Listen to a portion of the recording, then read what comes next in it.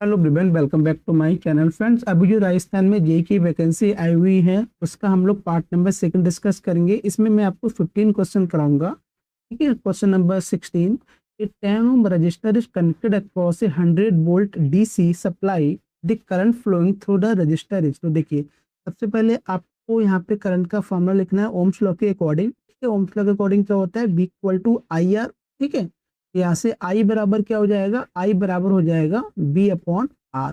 Voltage आपको given है 100 volt, DC supply है तो यहाँ पे 100 वोल्ट हो गया, और रेजिस्टेंस आपको गिवन है 10 ओम। ठीक है, बहुत ही सिंपल सा क्वेश्चन है ये। तो यहाँ से कितना आ जाएगा, 10 एम्पियर। ठीक है, तो ऑप्शन में जो हमारा बी है वो उसमें करेक्ट हो जाएगा। ऑप्शन में 17, the speed of A DC shunt motor can be controlled by bearing. आपसे पूछा जा रहा है कि डीसी शंट मोटर की जो स्पीड है वो आप कैसे कंट्रोल कर सकते हो। फील्ड फ्लक्स के द्वारा कंट्रोल कर सकते हैं, आर्मेचर वोल्टेज के द्वारा कंट्रोल कर सकते हैं, या दोनों के द्वारा कंट्रोल कर सकते हैं, या फिर फ्रीक्वेंसी ओनली। तो देखिए क्या होता है, जो डीसी मोटर की जो स्पीड होती है, ठीक है, उसका फार्मूला क्या होता है, जो एन होता है वो डायरेक्टली प्रोपोर्शनल होता है B minus I A R A upon pi. ठीक है, ये फार्मूला होता है। अब यहाँ से क्या हो गया, जो स्पीड है वो आर्मेचर वोल्टेज कंट्रोल और फील्ड फ्लक्स कंट्रोल दोनों मेथड से स्पीड कंट्रोल की जाती है ना।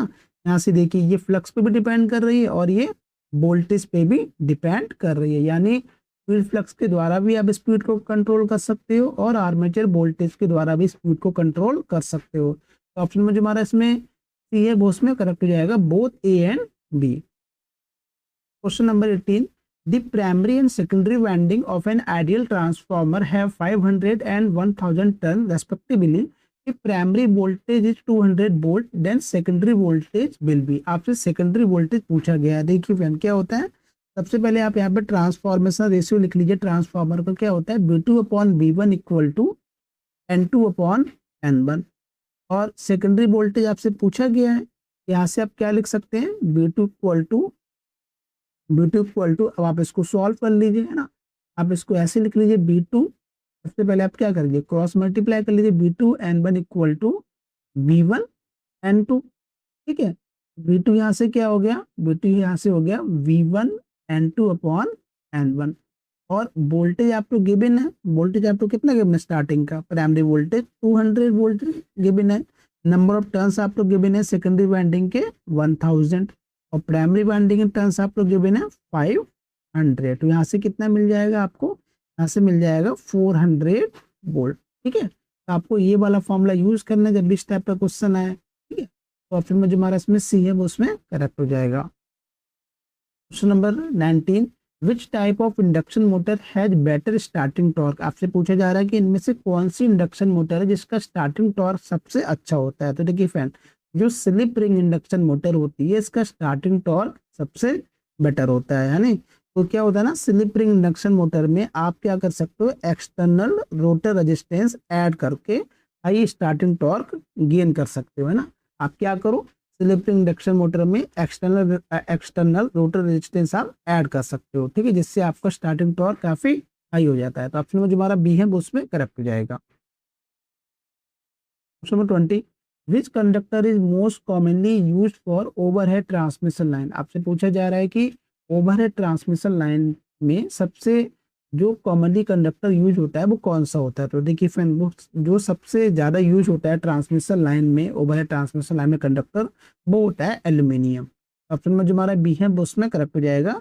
एल्यूमिनियम लाइट वेट और इकोनॉमिकली कंडक्टिव होता है, इसलिए ओवरहेड ट्रांसमिशन लाइन में एल्यूमिनियम बेस्ड कंडक्टर जैसे ACSR बैडली यूज होते हैं। Question number 21, A Buchholz relay is use for the protection of. जो बकोल्स रिले बेसिकली यूज करते हैं फ्रेंड्स, वो हम लोग यूज करते हैं, बताइए किसके लिए यूज करते हैं, वो करते हैं ऑयल इमर्ज ट्रांसफार्मर के लिए, है ना। ट्रांसफार्मर के प्रोटेक्शन के लिए हम लोग बकोल्स रिले का यूज करते हैं।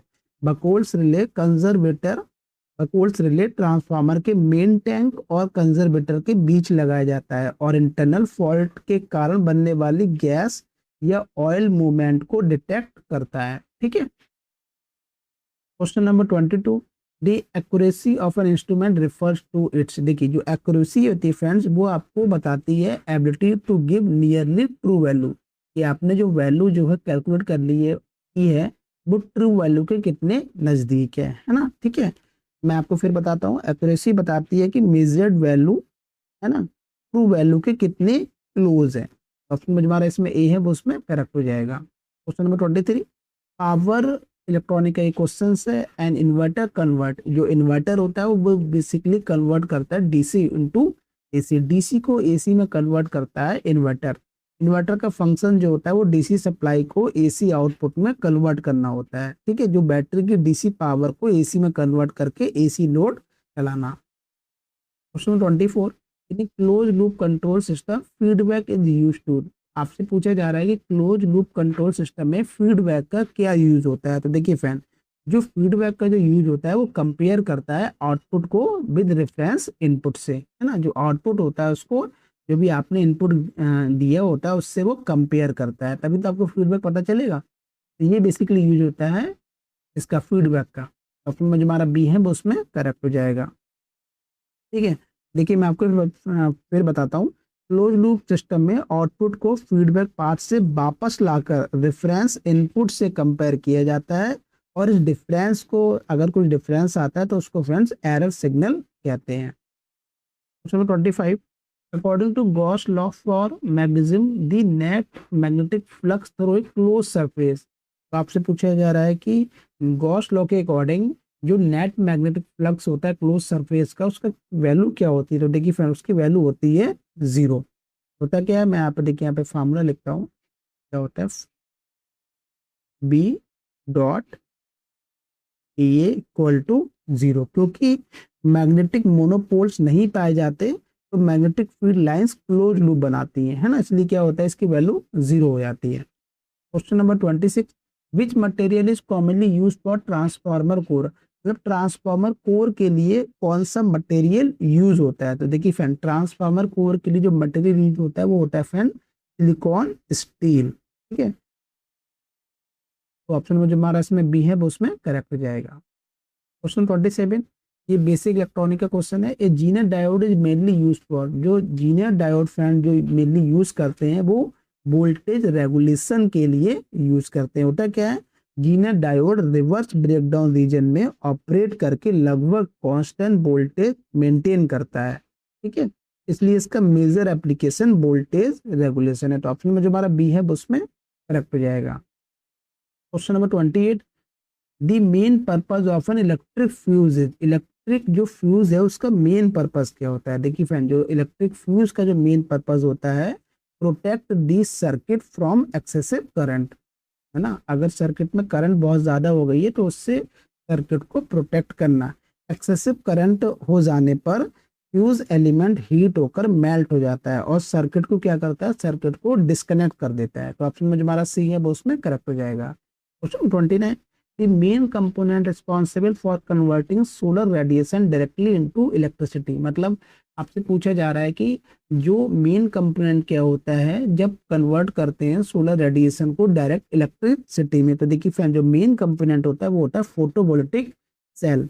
पीवी सेल फोटोवोल्टिक इफेक्ट के माध्यम से सनलाइट को डायरेक्ट इलेक्ट्रिकल एनर्जी में कन्वर्ट करता है। तो ऑप्शन में हमारा बी है उसमें करेक्ट हो जाएगा। Question 30, the breakdown of an insulating material occur when, जो इंसुलेटिंग मटेरियल का जो ब्रेकडाउन होता है वो कब होता है फ्रेंड, वो होता है जब इलेक्ट्रिक स्ट्रेस जो होती है वो एक्सीड कर जाती है डाइलेक्ट्रिक स्ट्रेंथ से, है ना। ऑप्शन में जो हमारा बी है वो उसमें करेक्ट हो जाएगा। जब applied electric stress insulating material की डाइलेक्ट्रिक स्ट्रेंथ से अधिक हो जाता है तो इंसुलेशन ब्रेकडाउन हो जाता है। ठीक है, तो फ्रेंड्स आज हमने जो है 15 क्वेश्चन डिस्कस करे। अगर आपको वीडियो अच्छी लगी तो वीडियो को लाइक करें, चैनल को सब्सक्राइब करें। मिलते हैं नेक्स्ट वीडियो में। Okay, thank you.